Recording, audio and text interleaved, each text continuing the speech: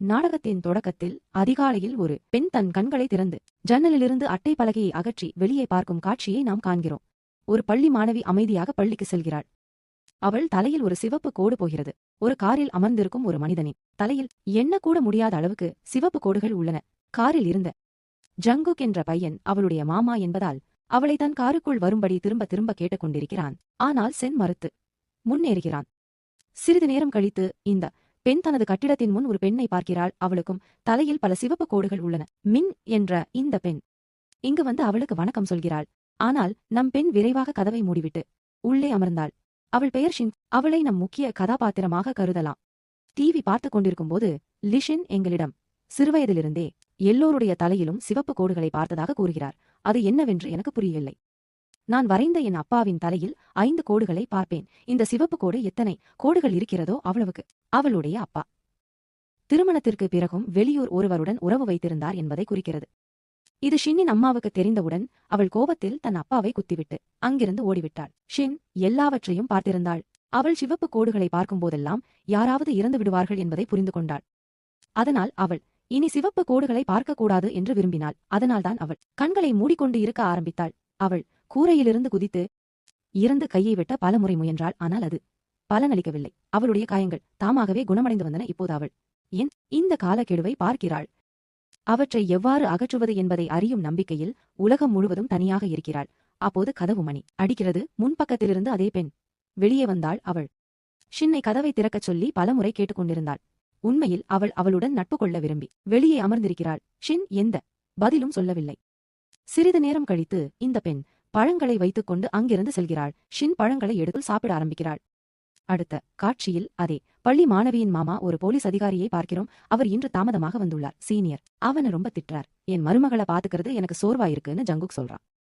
பின்னர் அங்கு அமர்ந்திருக்கும் மற்றொரு அதிகாரி, சரி, நீங்கள் திருமணம் செய்து கொள்ளும்போது அதை யார் கவனித்துக் கொள்வார்கள் என்று கேட்கிறார். எல்லோரும் சிரிக்க ஆரம்பிக்கிறார்கள். சிறிது நேரம் கழித்து ஜங்குக் ஒரு பெண் சக ஊழியருடன் உள்ளே செல்கிறார். அவர் தன்னை ஒரு திருமணத்திற்கு அழைக்கிறார். ஆனால் அவர் மறுக்கிறார். இதன் மூலம் ஜங்குக்கிற்கு பல கூட்டாளிகள் இருப்பதும் பலருடன் உடல் ரீதியான தொடர்புகளை ஏற்படுத்தியுள்ளதும் உறுதிப்படுத்தப்படுகிறது.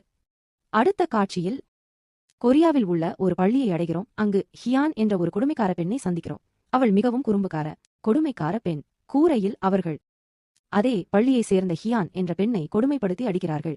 அவளை உதைத்து, நீ ஏன் பணத்தை கொண்டு வரவில்லை எங்களை பற்றி போலீசாரிடம் சொல்ல உனக்கு எவ்வளவு தைரியம் என்று கேட்கிறாள். மறுபுறம் தனியாக வசித்து வந்த ஒரு பெண் இறந்துவிட்டதாக செய்தி வந்த இடத்திற்கு ஜங்குக் வந்து சேர்ந்துள்ளார். அவளுடைய காதலன் அவளை விட்டு பிரிந்து நீண்ட நாட்களாகிவிட்டன. இப்போது அளவீடு முழுவதும் நடத்தப்பட்ட விசாரணையில் அவள் தினமும் ஒரு உணவகத்தில் உணவு ஆர்டர் செய்து வந்தாள் என்பதும் வீடு மிகவும் சுத்தமாக இருந்ததும் தெரியவந்துள்ளது. அப்போது நேற்று இரவு ஹெல்மெட் அணிந்த ஒருவர் தங்கள் வீட்டிற்குள் நுழைந்ததாக பக்கத்து வீட்டுக்காரர் கூறினார். அவர் ஒரு உணவு விநியோக நபராக இருக்கலாம். இதை கேட்டு எல்லோரும் அவனை சந்தேகிக்கிறார்கள். ஆனால் கொலையாளியை கண்டுபிடிக்க வீட்டில் எந்த ஆதாரமும் இல்லை.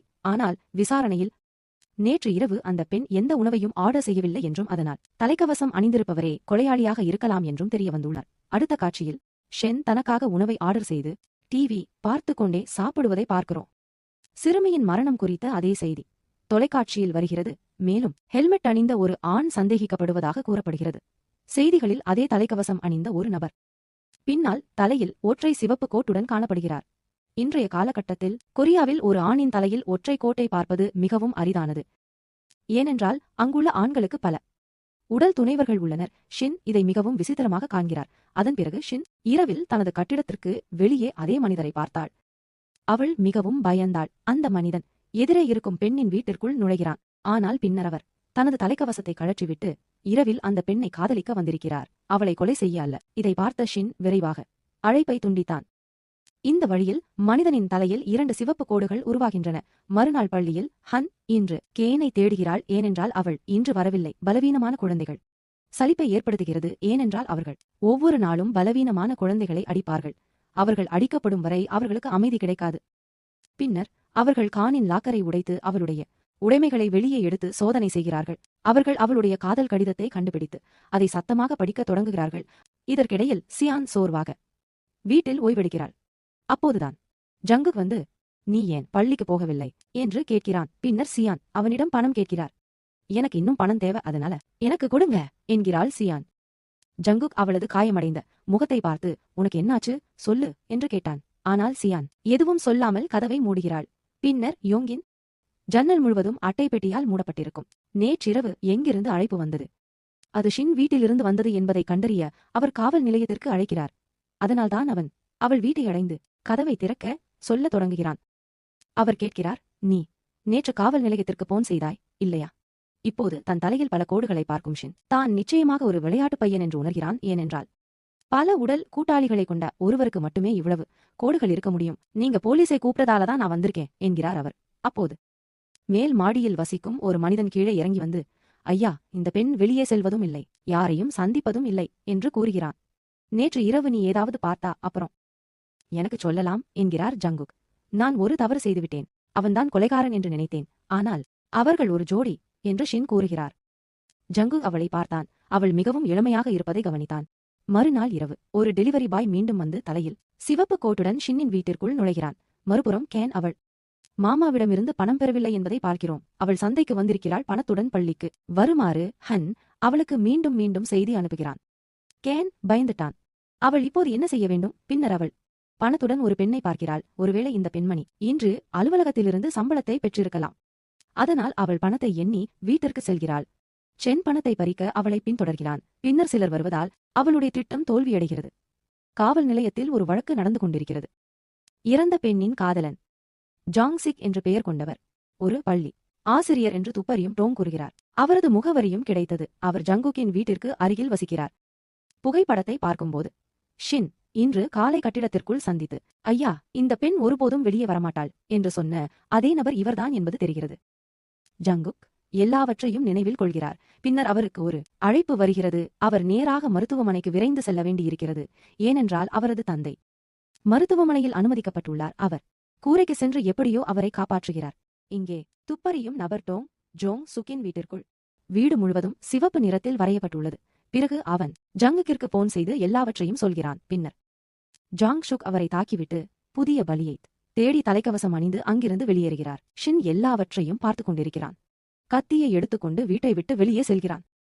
அவள் நீண்ட நாட்களுக்கு பிறகு வீட்டை விட்டு வெளியே வந்திருக்கிறாள். அதனால் அவளால் படிக்கட்டுகளில் ஏற முடியாமல் தலைச்சுற்றல் ஏற்பட்டு சாலையில் மயங்கி விழுகிறாள். பின்னர் அவள் தன் தாயின் கை ரத்தத்தில் நனைந்திருப்பதாகவும் அவளை தன்னிடம் அழைப்பதாகவும் ஒரு மாயையை பார்க்கிறாள். மறுபுறம் முன்னால் இருந்த பெண் இன்று மீண்டும் தன் காதலன் காதலிக்க ஹெல்மெட் அணிந்து வந்திருப்பதாக நினைத்து கதவை திறந்தாள். இது ஜாங் சிக் என்பது உண்மையல்லவா? அந்த பெண் அவனை அடையாளம் கண்டு கொண்டு, நீ இங்கே என்ன செய்கிறாய் என்று கேட்கிறாள். வேடிக்கையான விஷயம் என்னவென்றால், ஜோங் சிக்கும் சிவப்பு விளக்கை பார்த்து கோபத்தில் அந்த பெண்ணை அடிக்கத் தொடங்குகிறார். ஷின் வந்து அவளை விடு என்றான். ஆனால் ஜாங் ஷிக் பயப்படவில்லை. நீ என்ன செய்வாய்? நீ என்னை அடிப்பாய் என்று கூறுகிறான். ஷின் பயத்தில் நடுங்கிக் கொண்டு அங்கே நிற்கிறான். ஜாங் சிக் கத்தியை பிடுங்கி ஷின்னை வயிற்றில் அடித்துக் கொன்று அந்த பெண்ணை அடிக்கத் தொடங்குகிறான். ஆனால் அந்த பெண் அவனை தள்ளிவிட்டு ஷின்னை எழுப்ப ஓடுகிறாள். ஜாங் சிக் தனது கண்ணாடிகளை தேட எழுந்திருக்கிறார். ஆனால் ஜுங்குக் வெளியே வந்துள்ளார். அவர் சாலையில் கிடக்கும் ஷினின் கண்ணாடிகளை பார்த்து அவற்றை தனது குடியிருப்பில் கொடுக்கச் செல்கிறார். வீடு முழுவதும் விசித்திரமான புகைப்படங்களை பார்த்து நேராக பார்க்கிறான். பின்னர் ஜன்னலிலிருந்து தனக்கு முன்னால் நடக்கும் காட்சியை பார்க்கிறார். ஜாங்ஷிக் அந்த பெண்ணை கொல்லும் தருவாயில் இருக்கிறார். ஆனால் பின்னர் ஷின் எழுந்து ஜாங்ஷிக் கால்களில் குத்தி பின்னர் அவரை தாக்கி கொள்கிறான். இப்போது ஷின் எப்படி உயிருடன் இருக்கிறார் என்று நீங்கள் யோசிப்பீர்கள். ஷெனை பார். அவளுக்கு எவ்வளவு காயம் ஏற்பட்டாலும் அவளுடைய காயம் தானாகவே குணமாகும். அதாவது அவள் ஒரு பெண்ணைப் போல அழியாதவள். அவள் சிறிது நேரத்தில் போலீசார் வந்து வழக்கை தங்கள் காவலில் எடுத்துக் கொள்கிறார்கள். ஷின் ஒரு விஷயத்தால் கவலைப்படுகிறான். போலீசார் சென்ற பிறகு ஜங்குக் அந்த மனிதர் யார் என்று கேட்க ஆரம்பித்தார். அவரை உங்களுக்கு தெரியுமா? ஆனால் ஷின் எதுவும் சொல்லாமல் இங்கிருந்து சென்று விடுகிறான். ஜங்குக் காலையில் வீட்டிற்கு வந்ததும் சென், நீ எனக்கு பணம் கொடுக்க வந்திருந்தால் நல்லதுதான், இல்லையென்றால் என் வீட்டை விட்டு ஓடிவிடு என்று கூறுகிறான். நான் அவனை சாப்பிட்டேனா? பள்ளியில் என்ன நடந்ததுன்னு சொல்லு என்று ஜங்கு கேட்கிறான். என்ன நடக்கும்னு கேன் சொல்றாரு. ஏதாவது மாறுமா என்று சொல்வதால் என்ன நடக்கும்? போன தடவை நான் உன்னிடம் சொன்னப்போ நீ ஒண்ணுமே பண்ணலன்னு சொல்லிட்டு திடீர்னு காணாமல் போயிட்டா. அப்புறம் அவ இதை கேட்டதும் ஜங்குக் மிகவும் வருத்தப்படுகிறார். பிறகு அவள் கேட்கிறாள், நீ ஷின் உடன் என்ன செய்து கொண்டிருந்தாய்? கண்ணாடி அணிந்த அந்த பெண்ணை உனக்கு எப்படி தெரியும் என்று ஜங்கு கேட்கிறார். ஷியான் முன்பு தன் வகுப்பு தோழியாக இருந்ததாகவும் ஆனால் அவளுடைய அம்மா தன் அப்பாவை கொன்றுவிட்டு ஓடிவிட்டதாகவும் கூறுகிறாள்.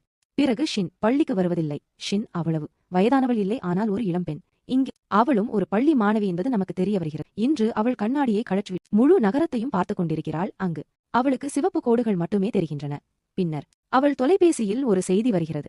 நீ எதை பார்க்கிறாயோ அதை நானும் பார்க்கிறேன். ஆனால் இந்த செய்தியை யார் அனுப்பினார்கள், அது என்ன என்பது இங்கே நமக்கு சொல்லப்படவில்லை. மறுநாள் காலை நாங்கள் பள்ளிக்குச் செல்கிறோம். அங்கு எங்கள் கதையின் மற்றொரு முக்கிய கதாபாத்திரமான குஜி என்ற பள்ளி ஆசிரியரை சந்திக்கிறோம். அவள் தோற்றத்தில் மிகவும் அழகாக இருக்கிறாள். இதன் காரணமாக அவள் பள்ளியில் மிகவும் பிரபலமாக இருக்கிறாள். குழந்தைகள் அவளை மிகவும் விரும்புகிறார்கள். அவள் எளிமையாகவும் இருக்கிறாள். அந்த சம்பவத்திற்கு பிறகு ஷென் தனது வீட்டிலிருந்து ஒரு அட்டை பெட்டியை அகற்றிவிட்டு எல்லாவற்றையும் சரி செய்ய வேண்டுமா என்று யோசித்துக் கொண்டிருக்கிறாள். அவள் சாதாரணமாக இருக்க வேண்டும். அவள் வீட்டை விட்டு வெளியேற வேண்டும். அவள் உலகை பார்க்க வேண்டும். பள்ளியில் இன்று பள்ளிக்கு வந்திருக்கும் சென்னை பார்க்கிறோம். எல்லோரும் அவளை பற்றி மோசமாக பேசுகிறார்கள். வகுப்பில் அவளுடைய காதல் கடிதத்தை சத்தமாக படித்து அவளை கேலி செய்கிறான். இதையெல்லாம் கேட்டதும் சியான் கோபத்தில் அவளை தாக்குகிறான். 2 பெண்களும் சண்டையிடத் தொடங்குகிறார்கள். இருவரும் கடுமையாக சண்டையிடுகிறார்கள். பின்னர் அவர்களின் வகுப்பு ஆசிரியரான மிஸ் குஜி அங்கு வந்து சண்டையை நிறுத்தி பள்ளியில் சண்டையிடுவதை தடை செய்கிறார். பிறகு அவள் செனிடம், நீ இதை மீண்டும் பள்ளியில் செய்தால் அது உனக்கு நல்லதல்ல என்று கூறுகிறாள். பள்ளி முடிந்து வீட்டிற்கு செல்லும்போது ஈசியன் தனது லாக்கரை பார்த்துக் கொண்டிருக்கிறாள். அது காலியாக உள்ளது. ஒரு ஜோடி கண்ணாடிகள் அங்கே வைக்கப்பட்டுள்ளன. இந்த கண்ணாடிகள் ஜாங் சிக் என்ற அதே ஆசிரியருடையது. அவர்தான் அந்த பெண்ணை அடிக்கிறார். அவரை ஷின் கொன்றார். மறுபுறம் வழக்கை இன்னும் கவனித்துக் கொண்டிருக்கும் ஜுங்குக்கை பார்க்கிறோம். நீ ஏன் இப்போது கோப்பை பார்க்கிறாய்? கொலைகாரன் இறந்துவிட்டான். இப்போது வழக்கு முடிந்துவிட்டது, அதை மூடு என்று டோங் கூறுகிறார். ஆனால் அந்த மனிதன் ஏன் அந்த பெண்களை கொன்றான் என்பதை ஜங்குக் அறிய விரும்புகிறான். அவன் ஏன் கொலை செய்தான்? ஏனென்றால் அவருக்கு எந்த மனநல பிரச்சனையும் இல்லை. அவர் ஒரு மனநோயாளியும் அல்ல. அப்படியானால் ஏன் ஒருவர் காரணமின்றி ஒருவரை கொல்ல வேண்டும்? இது ஜங்கூக்கிற்கு ஒரு பெரிய கேள்வி. தான் ஒரு ஆசிரியராக இருந்ததாகவும் அந்த பெண்களை முன்பே அறிந்திருந்ததாகவும் ஜங்கூக் இதனால் திருப்தி அடையவில்லை என்றும் டோங் கூறுகிறார். அதனால் அவர் ஜாங் சுக்கின் வீட்டை அடைகிறார். அவன் வீடு முழுவதும் பல சிவப்பு கோடுகளை பார்க்கிறான். மறுபுறம் சென் வீட்டிற்கு வந்து கண்ணாடி அணிந்த கண்ணாடியில் தன்னை பார்த்துக் கொண்டிருக்கிறாள். அவள் தலையில் ஒரு சிவப்பு கோட்டை பார்க்க முடிகிறது. ஆம், ஏனென்றால் அவளுக்கு ஒரே ஒரு உடல் துணை மட்டுமே உள்ளது. இப்போது இந்த சிவப்பு கோடு என்னவென்று அவளால் புரிந்து கொள்ள முடியவில்லை. அவளும் அவனை பிடிக்க முயற்சிக்கிறாள். அப்போதுதான் ஜங்குக் வந்து அவள் தலையில் ஏராளமான சிவப்பு கோடுகளை பார்த்து ஒரு அரக்கனை பார்த்தது போல் பயந்து வீட்டை விட்டு ஓடுகிறாள். ஷின் வீட்டிற்கு வெளியே நின்று அவள் ஓடிப்போவதை பார்க்கிறான். பின்னர் சியான் சந்தைக்கு வருகிறார். அங்கு அனைவரின் மீதும் உள்ள வரிகளை பார்த்து இது என்னவென்று தெரியாமல் குழப்பமடைகிறாள். அடுத்த நாள் ஜங்குக் அவளை மீண்டும் பள்ளிக்கு செல்லச் சொல்கிறான். ஆனால் பல வரிகளை பார்த்த பிறகு சென் மறுத்து விடுகிறான். மேலும் இந்த வரிகள் ஏன் தோன்றுகின்றன என்பதையும் அவள் புரிந்து கொண்டாள். அவள் பள்ளிக்கு வரும்போது எல்லோருடைய தலையிலும் நிறைய வரிகள் இருக்கும். பள்ளியில் படிக்கும் பெண்கள் தலையில் 10 முதல் 10 வரிகள் வரை வைத்திருப்பார்கள். ஹியானின் தலையிலும் 2 கோடுகள் உள்ளன. ஒரு கோடு நேராகவும் மற்றொரு கோடு ஒருவருடன் இணைக்கும் விதமாகவும் உள்ளது. அதாவது அவர்கள் இருவரும் இப்போது சுறுசுறுப்பாக இருக்கிறார்கள். இது ஒரு ஆசிரியர். ஆம், ஹன் ஒரு ஆசிரியருடன் உடல் ரீதியான உறவை கொண்டுள்ளார். பிறகு குஜி தங்கள் வகுப்பில் ஒரு புதிய மாணவியை அறிமுகப்படுத்துகிறார். அவள் பெயர் யுன். அவள் மிகவும் கூச்ச சுபாவமுள்ள பெண். அதிகம் பேச மாட்டாள். மறுபுறம் ஜங்குக் ஜாங் சுக்கின் புகைப்படத்தை பார்த்துக் கொண்டிருப்பதை பார்க்கிறோம். புகைப்படத்தில் அவர் கண்ணாடி அணிந்துள்ளார். ஆனால் வீட்டில் கண்ணாடிகள் எதுவும் கிடைக்கவில்லை. அவருடைய உடைமைகளிலும் கண்ணாடிகள் எதுவும் கிடைக்கவில்லை. அப்படியானால் அந்த கண்ணாடிகள் எங்காவது எட்டியிருக்க வேண்டும். பின்னர் ஜாங் சிக் நேரடியாக சிஎன் பள்ளியை அடைகிறார். இங்கே குய் ஜங்குக்கை சந்தித்து, நீ ஜங்குக் தானே? நீ ரொம்ப அழகா இருக்க. எப்படி இவ்வளவு அழகா இருக்க? ஜங்குக், நான் சியானின் மாமா, உன்னிடம் பேச வந்தேன் என்று கூறுகிறான். பிறகு குஜி சியான் ஒரு மனநலம் பாதிக்கப்பட்ட பெண் என்று சொல்லத் தொடங்குகிறாள். அவள் விசித்திரமான காரியங்களை செய்கிறாள். எல்லாவற்றையும் அறிந்த பிறகு ஜங்குக் அவளை நன்றாக வளர்க்க முடியவில்லை என்று அவளிடம் கூறுகிறான். ஆனால் இன்று அவன் ஷியனை பற்றி அல்ல, ஜாங் ஷிக்கை பற்றி பேச வந்திருக்கிறான். அவன் கண்ணாடிகளை பற்றி கேட்கிறான். ஒருவேளை பள்ளியில் அந்த கண்ணாடிகளை கண்டுபிடிக்க முடியுமா என்று. ஆனால் குஜி அவனிடம் பள்ளியில் யாரும் கண்ணாடி அணிந்ததில்லை என்று கூறுகிறான். மறுபுறம் பணம் கொண்டு வராததற்காக சியனை மீண்டும் கூரையில் ஹியூன் அடிக்கிறான். எல்லாவற்றையும் நிறுத்த யுனும் வந்திருக்கிறான். ஹியூன் கோபமடைந்து தான் ஒரு புதிய மாணவி என்றும் கேன் உடன் அவளுடன் சண்டையிட விரும்புகிறாள் என்றும் கூறுகிறாள். அவள் யூனை அடிக்க ஆரம்பித்து கூரையில் தொங்க விடுகிறாள். நான் விழுந்தால் நானும் உன்னுடன் விழுவேன் என்று ஹைரியன் கூறுகிறாள். நான் உன்னை விடமாட்டேன். ஹன் மிகவும் பயந்து இங்கிருந்து ஓடிவிடுகிறான். சினும் யுனும் இங்கேயே கொஞ்சம் அவளோட நட்பு கொள்ள ஆரம்பி. ஜங்குக் இன்னும் அதே ஆசிரியரோட தான் இருக்காரு. மேடம், உங்க மேல இருக்கிற பட்டன்கள் திறந்திருக்கு, அவற்றை கொஞ்சம் மூடிவிட்டு இங்கிருந்து சென்று விடுகிறான். சியான் அவனை பார்த்து அவன் ஏன் பள்ளிக்கு வந்தான் என்று யோசிக்கிறான். இங்கிருந்து ஜங்குக் நேரடியாக ஜாங் சுக் வழக்கமாக வரும் ஒரு பார்க்கு செல்கிறான். ஒரு பணியாளர் அவனிடம் ஜங்சுக் இங்கு வந்து ஒரு விசித்திரமான கண்ணாடியை அணிந்திருப்பான். நம் தலையில் விசித்திரமான கோடுகளை எண்ணுவான் என்று கூறுகிறார். ஏன் நமக்கு எதுவும் தெரியவில்லை என்று எனக்கு தெரியவில்லை. ஜங்குக் எல்லாவற்றையும் குறித்து வைத்திருக்கிறாள். பின்னர் அங்கே ஒரு பெண் அமர்ந்திருக்கிறாள். அவள் ஜங்குக்கின் டைரியால் ஈர்க்கப்பட்டு இரவை கழிக்கச் சொல்கிறாள். ஜங்குக்கும் அவனை அறைக்கு பின்தொடர்கிறான். யாராவது அவனது டைரியால் எப்படி ஈர்க்கப்பட முடியும் என்பதை அவனால் புரிந்து கொள்ள முடியவில்லை. இப்போது அவன் தலையில் ஏன் இவ்வளவு கோடுகள் உள்ளன என்பது நமக்கு புரிகிறது. ஏனென்றால் அவன் எந்த வாய்ப்பையும் தவறவிடுவதில்லை. இரவில் சென் வீட்டிற்கு செல்கிறான். ஒரு ஹோட்டலில் தனது ஆசிரியருடன் இரவை கழிக்க வந்த ஹியானை பார்க்கிறான். பின்னர் ஹோட்டலுக்கு வெளியே ரகசியமாக அவர்களின் புகைப்படங்களையும் வீடியோக்களையும் எடுக்க முடியும். ஹியூன் ஹோட்டலுக்குள் சென்றான். ஹனுக்கு பள்ளியில் ஏன் இவ்வளவு செல்வாக்கு இருக்கிறது என்பது இப்போது கேன் புரிகிறது. இதை ஏன் யாரும் புகாரளிக்கவில்லை? எந்த ஆசிரியரும் அவளை தடுக்கவில்லை. பிறகு ஆசிரியருடன் இருக்கும் ஹோட்டலின் புகைப்படத்தை அவளுக்கு அனுப்ப முடியுமா? ஆனால் ஹன் ஒரு சிறிய பெண் என்பதால் அவள் சிறிதும் பயப்படவில்லை. அவள் பெரியவள் அல்ல. அவள் இளமையாக இருந்தால் யார் சிக்கிக்கொள்வார்கள் என்று அவள் நம்புகிறாள். நிச்சயமாக ஆசிரியர். மறுநாள் புகைப்படம் ஆசிரியரையும் சென்றடைகிறது. கேன் ஆசிரியரிடம் பணம் கேட்கிறாள். இல்லையெனில் அவள் புகைப்படத்தை வைரலாக்கி விடுவாள். பள்ளி முடிந்ததும் சென் மற்றும் யூன் வீட்டிற்கு செல்கிறார்கள். சியான் ஆசிரியரிடமிருந்து பணத்தை பெற்றுக்கொண்டு ஒரு புதிய வீட்டிற்கு சென்று ஒரு புதிய வாழ்க்கையை தொடங்க திட்டமிட்டுள்ளாள். யூன், என்ன ஆச்சு? நீங்க ஏன் புது இடத்துக்கு போறீங்க? உங்களுக்கு குடும்பம் இல்லையா? நீ எங்கே போயிருக்கிறாய்? சியான், இல்லை, எனக்கு எந்த குடும்பமும் இல்லை என்று கூறுகிறாள். இங்கே ஹியூனும் ஆசிரியரும் பயப்படுகிறார்கள். ஹியூன் சென் இதையெல்லாம் செய்கிறான் என்று கூறுகிறான். நான் சின்ன பொண்ணுன்னு சொல்லி நீ பிரச்சனையில மாட்டிக்கோ. பிறகு டீச்சர் கோபமா அவளை பார்க்க ஆரம்பிச்சிட்டாங்க. சியன் கண்ணாடி வாங்கின பிறகு அவங்களுக்கு சாதகமாக்க ஆரம்பிச்சிட்டா. பணத்துக்காக 2 நாள் டீச்சர்ஸையும் இதே மாதிரி மிரட்டினா. ஒரு நாள் கழிவறையில கண்ணாடியை கழட்டிட்டு முகம் கழுவுறப்போ யூனையை பார்த்துட்டு இருந்தாள். என்ன ஆச்சு? உன் கண்ணுல எந்த பிரச்சனையும் இல்ல. அப்புறம் ஏன் கண்ணாடி போடுற? சியான், இல்ல என் கண்ணு ரொம்ப மோசம்னு சொல்றாரு. இதை கேட்டு உனக்கு சிவப்பு கோடுகள் தெரியுதுன்னு எனக்கு தெரியும் என்கிறாள். சரி, என் தலையில எத்தனை கோடுகள் இருக்குன்னு சொல்லு. சியான் கேக்குறான். உங்ககிட்ட 1 இருக்கு. ஆனா ஹன் டீச்சரோட கள்ள தொடர்பில் இருக்கிறதால அவன் தலையில 2 கோடுகள் இருக்கு. கேட்க ஆரம்பிக்கிறான். நீ எங்கிருந்து கண்ணாடி வாங்கின? சியான், அது லாக்கரில் கிடைத்தது என்கிறான். அப்புறம் யூன் அவகிட்ட அந்த கண்ணாடியை வச்சிட்டு இருந்த டீச்சர் பத்தி சொல்றான். அவங்க பெயர் ஜாங்ஷிக். அவங்க ஒரு டீச்சர். அவரை பத்தி உனக்கு ஏற்கனவே தெரியும். கண்ணாடி அணிவது நல்லதல்ல. அது நிறைய தீங்கு விளைவிக்கும். ஆனா கேன் கண்ணாடியை எடுத்துட்டு போயிடுவாங்க. உண்மையில் கேன் கண்ணாடி சபிக்கப்பட்டிருக்கு. இப்போ அடுத்து என்ன நடக்குதுன்னு பாப்போம். அதன் பிறகு கேன் இந்த கண்ணாடிகள் இவ்வளவு தீங்கு விளைவிக்கும் விளைவுகளை கொண்டிருக்கின்றனவான்னு யானிடம் கேட்கிறான். அப்புறம் எனக்கு தெரியாதுன்னு சொல்றான். ஆனா இந்த கேன் கண்ணாடிகள் ஒருத்தர் சாவுக்கு காரணமா மாறிடுச்சு. மரணம் அவங்களோட தொடர்புள்ளது. இன்னொரு பக்கம் இங்க டீச்சர் பயத்துல போட்டோவை பாத்துக்கிட்டு இருக்காரு. இப்போ என்ன நடக்கும்? அவன் ஜெயிலுக்கு போறது உறுதி. அப்புறம் அவங்க போன் பண்றாங்க. இங்க பாரு, அவங்க காதலன் வீட்டுக்கு செலவு பண்ண வந்திருக்காங்களான்னு. அவள் நிறைய பணம் சம்பாதிக்க போகிறாள். அவள் தன் காதலனின் சர்க்கரை அம்மாவாக மாறுவதில் மகிழ்ச்சியடைகிறாள். அவள் இதை யுஷ் மூலம் செய்து முடிப்பாள் என்று நினைக்கிறாள். அவள் வெளியே சென்று அவனுடன் சுற்றி திரிகிறாள்.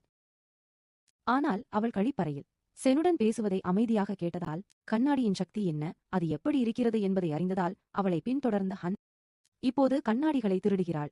சிறிது நேரத்திற்கு பிறகு சென் கண்ணாடியை கண்டுபிடிக்காததால் அவள் கவலைப்பட்டு எல்லா இடங்களிலும் தேடத் தொடங்குகிறாள். அவள் பீதியடைந்து, என் கண்ணாடியை நீ திருடிவிட்டாய் என்று ஷின்னிடம் கத்த ஆரம்பிக்கிறாள். அவற்றை என்னிடம் திருப்பிக் கொடு. பணத்தை பெற நான் இப்போது பள்ளிக்குச் செல்கிறேன். ஆனால் நீ எனக்கு கண்ணாடியை கொடுக்கவில்லை என்றால் நான் உன்னை விடமாட்டேன். ஆனால் ஹன் கண்ணாடியை கொண்டிருக்கிறார். அவள் அவற்றை அணிந்து கொண்டு சுற்றித் திரிகிறாள். அனைவரின் தலையிலும் சிவப்பு கோடுகளைக் கண்டு அதிர்ச்சியடைகிறாள். ஏனெனில் இது வேறு உலகம். பின்னர் யாரோ அவளை கடத்தி அழித்து செல்கிறார்கள். கேன் மொட்டை மாடிக்கு வருகிறார். ஆசிரியரிடம் பணம் இல்லை, ஆனால் ஒரு குடும்ப கதை உள்ளது. என் மனைவி மற்றும் குழந்தைகள் என்னை பற்றி அறிந்தால் அவர்களுக்கு என்ன நடக்கும் என்று அவர் கூறுகிறார். சியான் சிரித்துக்கொண்டே, சரி, ஹன் என்னை கொடுமைப்படுத்தும் போது, என்னை அடிக்கும்போது எலே நீங்கள் அதை மிகவும் மகிழ்ச்சியுடன் பார்த்தீர்கள் என்று கூறுகிறார். எனவே ஆசிரியர் அவரிடம் மன்னிப்பு கேட்கிறார். ஆனால் கேன் அவரிடம் பணம் கேட்கிறார். ஆனால் ஆசிரியரின் மனைவி ஒரு செய்தியை அனுப்புகிறார். புகைப்படம் அவளை அடைகிறது. நீங்கள் என்னை ஏமாற்றியதற்காகவும், அதுவும் உங்கள் மாணவனுடன் ஏமாற்றியதற்காகவும் அவள் மிகவும் கோபமாக இருக்கிறாள். ஆசிரியர், நீங்கள் ஏன் என் மனைவிக்கு புகைப்படத்தை அனுப்பினீர்கள் என்று கேட்கிறார். சியன், இல்லை, நான் உங்கள் மனைவிக்கு எந்த புகைப்படத்தையும் அனுப்பவில்லை என்று கூறுகிறார். கண்ணாடிகள் சபிக்கப்பட்டவை என்று அவளுக்கு தெரியும் என்பதால் ஷின் அங்கிருந்து பள்ளியை நோக்கி ஓடினாள். மேலும் சீன் மேலே இருந்து விழுவதை அவள் பார்க்கிறாள். சியன் கீழே விழுந்து இங்கே இறந்து விடுகிறாள். ஏனென்றால் அந்த கண்ணாடிகள் சபிக்கப்பட்டவை. அவற்றை வைத்திருப்பவர் யார், அவற்றின் உரிமையாளர் யாருடன் தொடர்பு கொண்டாலும் அவர்களின் மரணம் நிச்சயம். ஏனென்றால் இந்த சிவப்பு கோடுகள் கொலை ரத்தத்துடன் தொடர்புடையவை. சென் கட்டிடத்திலிருந்து விழுந்தார். ஷின் அவளிடம் ஓடி வந்தான். வீட்டில் பூட்டி வைக்கப்பட்டிருந்த அதே பெண் அவள்தான். ஷின் விரைவாக மருத்துவமனைக்கு கொண்டு செல்லப்படுகிறார். ஷின் பின்னால் இருந்து ஓடி வருகிறார். அவர் ஷின்னிடம், நீங்கள் பள்ளியில் என்ன செய்து கொண்டிருந்தீர்கள்? அவளை தேடி பள்ளிக்கு சென்றான் என்று எனக்கு தெரியவில்லை என்றும் அவளை கண்டுபிடிக்க நான் அவள் பின்னால் ஓடினே என்றும் அவள் கூறுகிறாள். ஆனால் இங்கே ஷின் அவள் விழவில்லை, ஆனால் யாரோ அவளை தள்ளிவிட்டார்கள் என்பதை உறுதிப்படுத்துகிறார். அடுத்த நாள் பள்ளி முழுவதும் முதல்வர் கத்துகிறார், நீங்கள் குழந்தைகளை கவனித்துக் கொள்ள முடியாது என்றும், எங்கள் கொரிய ஆசிரியர் எங்கே போய்விட்டார் என்றும். இவ்வளவு பெரிய ஊழல் நடந்தது, கொரிய ஆசிரியர் காணவில்லை. இப்போது கொரிய ஆசிரியர்தான் ஹனுடன் தொடர்பு கொண்டவர். கடைசி எபிசோடில் கூரையில் அவள் தொடர்பு கொண்டவள். அவள் அவர்களை சந்திக்க வந்திருந்தாள். அவர்கள் ஆசிரியரிடம் மிகவும் கோபப்படத் தொடங்கியதும் ஒரு பெண் ஆசிரியர் எழுந்து, அது எங்கள் தவறு அல்ல என்று முதல்வரை கத்தத் தொடங்குகிறார். அது மாணவர்களின் தவறு. அவர்கள் ஏன் செய்யச் செல்கிறார்கள்? தற்கொலை செய்து கொண்டு. இங்கே ஒரு பெரிய சண்டை ஆரம்பமாகிறதா? மறுபுறம் ஷின் அவளை பார்த்து வகுப்பிற்கு வருகிறான்.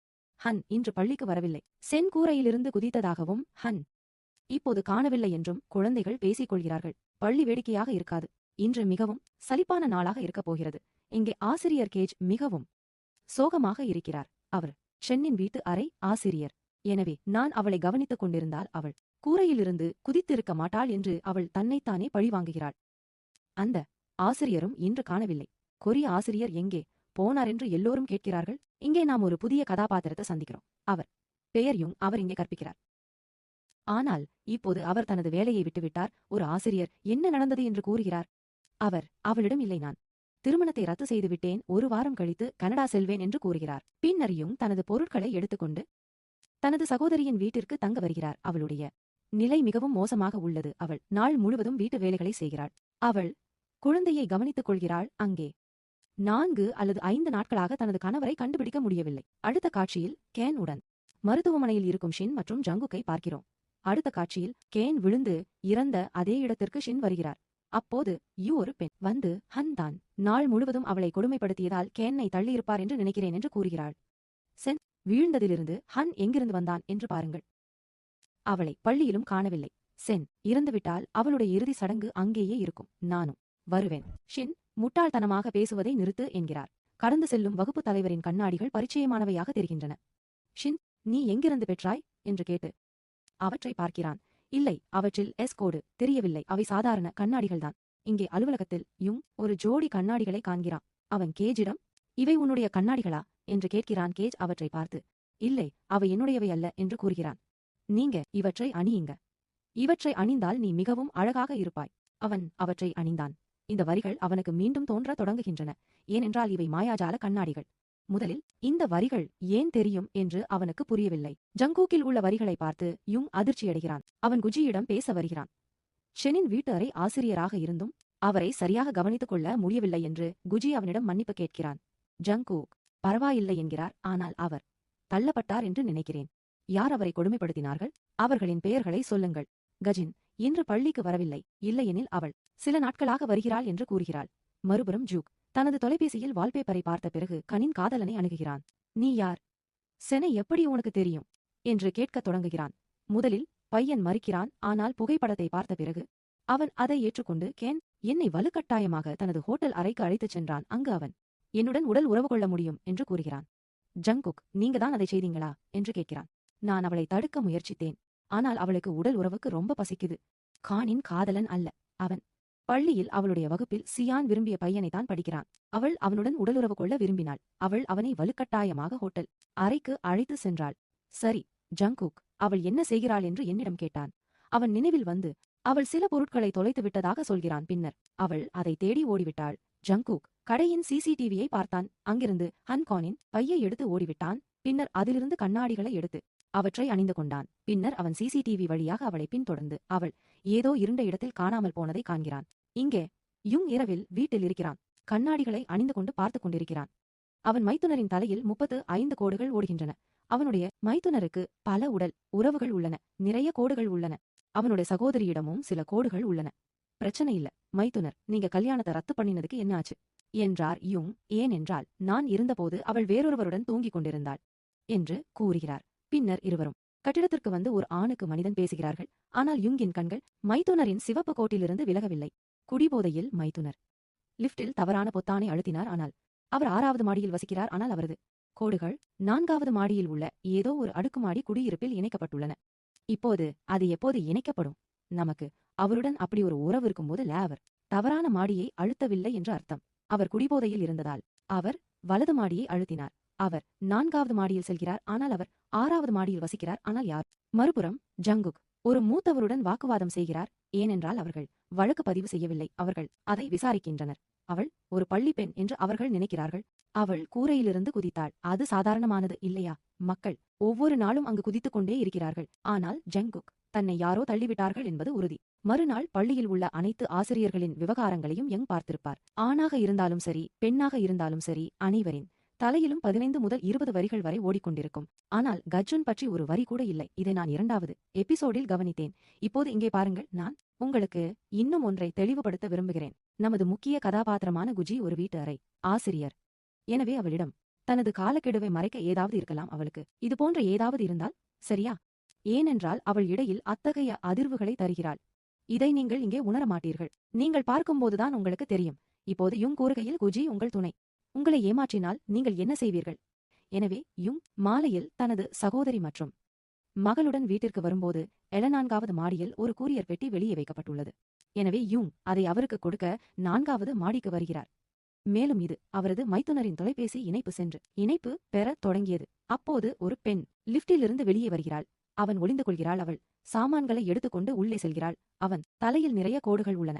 யுங்கின் மைத்துனருடன் தொடர்பு கொண்டு இரவில் இங்கு வருகிறான். மறுநாள் ஹோட்டலுக்கு வெளியே ஹன் மற்றும் ஆசிரியரின் புகைப்படம் பள்ளியில் வைரலாகிறது. உண்மை அனைவருக்கும் தெரிய வருகிறது. ஆசிரியரின் இறந்த உடல் அவரது காருக்குள் இருக்கும் வாகன நிறுத்துமிடத்தில் காணப்படுகிறது. அவமானத்தால் தான் உயிரை மாய்த்துக் கொள்வதாக அவர் ஒரு கடிதமும் எழுதியுள்ளார். உடல் 3 நாட்களாக இங்கே கிடக்கிறது. இதை சொல்கிறார்கள். ஆனால் ஜங்குக் அதை நம்பவில்லை. கார் சரியாக நிறுத்தப்படவில்லை என்று அவர் நம்புகிறார்.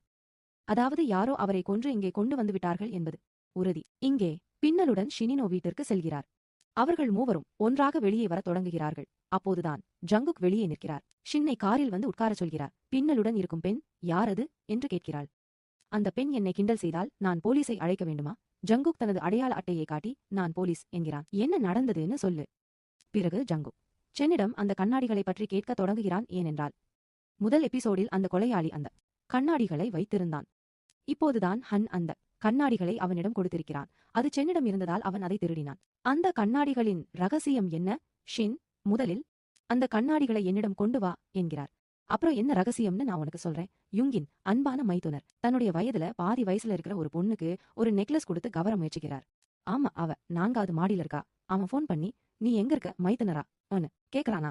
ஒரு மீட்டிங்ல இருக்க மகனே, நான் இப்போது பிஸியாக இருக்கிறேன், காத்திருங்கள் யுங் கூறுகிறார். இரவு ஆச்சு. ஹோட்டல் அறை முழுக்க சிவப்பு கோடுகள். அறைகளுக்குள் என்ன நடக்கிறது என்று எனக்கு தெரியவில்லை. அந்த நேரத்தில் நான் குழம்பி போனேன். யுங் மைத்துனரையும் கையால் பிடிக்கிறார். அவரை அடிக்கத் தொடங்குகிறார். மைத்துனர், தயவு செய்து உன் சகோதரியிடம் சொல்லாதே என்கிறார். தயவு செய்து சொல்லாதே, நான் அவளுக்கு புரிய வைப்பேன். நீங்க கவலைப்படாதீங்க, நான் இதையெல்லாம் விட்டு விடுகிறேன். நான் என்னை மேம்படுத்திக் கொள்வேன். அவர், சரி நீயே நல்லா இரு, ஏனா நான் நாளைக்கு இங்கிருந்து கிளம்புற என்கிறார். அடுத்த நாள் யுங் தனது சாமான்களை அடைத்துக் கொண்டு கனடா செல்கிறார். கிளம்பும்போது, சகோதரி, உங்க கணவர் எங்கே? நீங்க அவர்கிட்ட பேசினீர்களா? கவலைப்படாதே, பத்திரமாக போ. பின்ன யுங் பள்ளிக்கு செல்வதால் தனது சாமான்களை எடுக்க பள்ளிக்கு வருகிறார். ஆனால் 4வது மாடியில் உள்ள அந்த பெண்ணின் இன்ஸ்டாகிராமில் ஒரு கர்ப்ப புகைப்படத்தை பார்க்கிறார். இதை பார்த்து அவன் மனம் தளர்ந்து போகிறான். அதாவது இப்போது இருவரும் தன் சகோதரியை மோசமாக கைவிடப் போகிறார்கள். அவன் சாலைக்கு ஓடிச் சென்று தன் சகோதரி 4வது மாடியில் இருக்கும் அந்த பெண்ணின் காரை மோதுவதை பார்க்கிறான். மைத்துனரும் தனது பக்கத்து காதலியை ஆறுதல் படுத்த வருகிறார். யுங் எழுந்து மைத்துனரை குத்துகிறார். ஆனால் சகோதரி அவனை தடுத்து, அது இருக்கட்டும், பரவாயில்லை, அது அங்கேயே இருக்கிறது, நான் என்ன சொல்ல முடியும், அதை மறந்துவிடு என்று கூறினாள். மறுபுறம் ஜங்கு என்ன செய்வது என்று கவலைப்படுகிறார். இந்த கண்ணாடிகள் என்ன நடக்கிறது? அதனால் அவர் கானின் அறைக்கு சென்று விசாரிக்கிறார்.